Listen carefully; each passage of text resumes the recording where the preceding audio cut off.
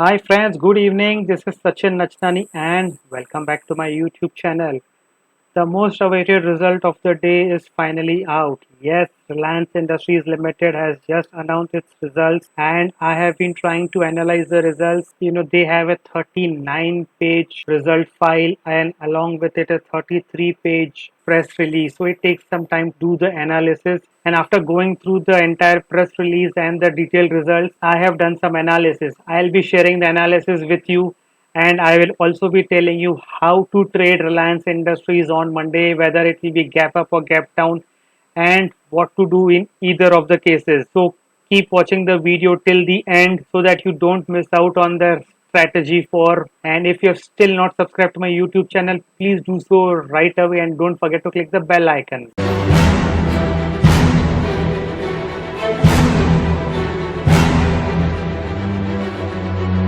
Before we get to the detailed analysis, let me just tell you that the company has declared a dividend of 7 rupees per share for the fully paid shares, which will be paid around the time of the annual general meeting, which happens sometime in June.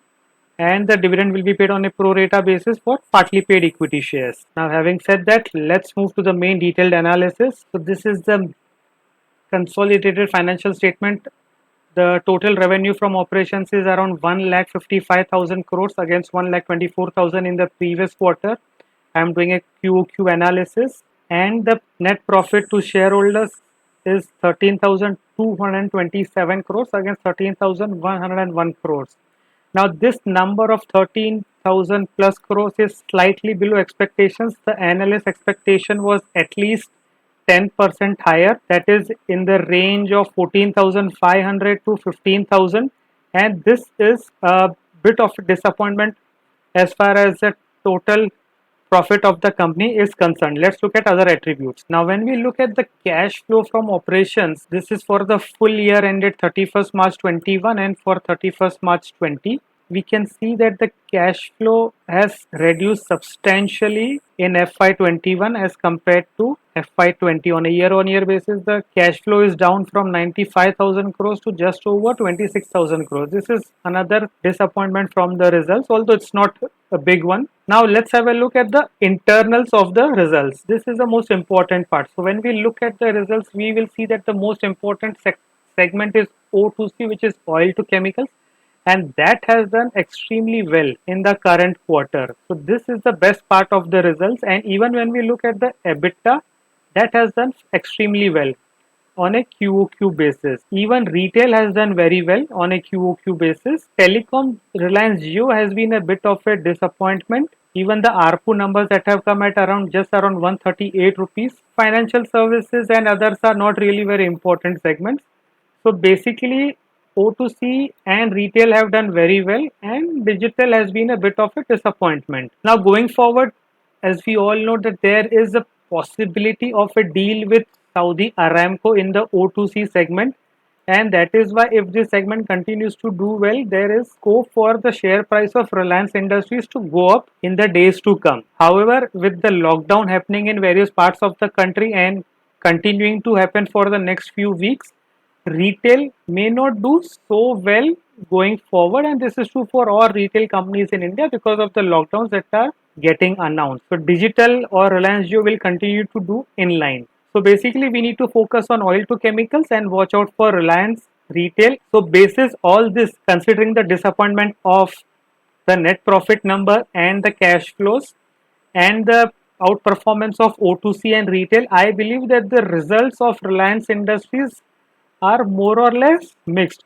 There is some bit of disappointment and there is some bit of positivity in the results internally. This is the broad takeaway from the results. Now let's go directly to the charts and see how the stock has been trading and what is the outlook for the next few days.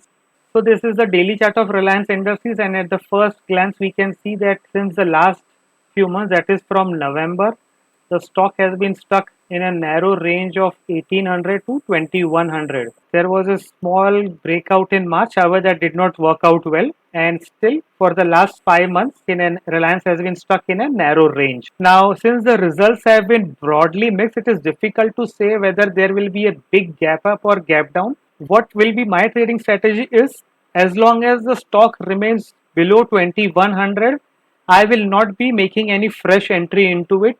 Only when Reliance Industries breaks the level of 2100 will I be buying the stock. So above 2100 only will you need to be a buyer of the stock.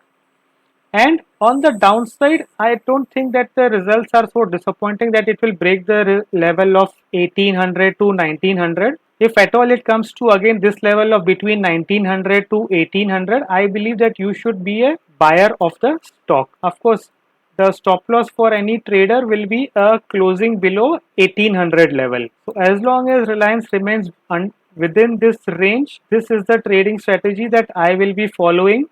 Also, please note that Reliance is still trading below its 200-day moving average, which is a bit of a disappointment considering that the markets have been still very strong. The possibility of a big gap up is limited, and on the downside, the stock may not go below 1900 to 1800 range. However, going forward, if the market strengthens, the stock can trend slightly higher over the next few weeks. Till that time, I will be following this strategy. Let us have a look at the option chain and see what will be the trade for Monday. So in the option chain of Reliance, we can see the same thing being reflected here. 2100 has the highest open interest of 22 lakh shares, followed by 2200, 19 lakh shares, and both, in fact, the entire call side has witnessed heavy open interest addition across all strikes, and the stock actually ended 1.5% down today, which was of course in line with the broader market also.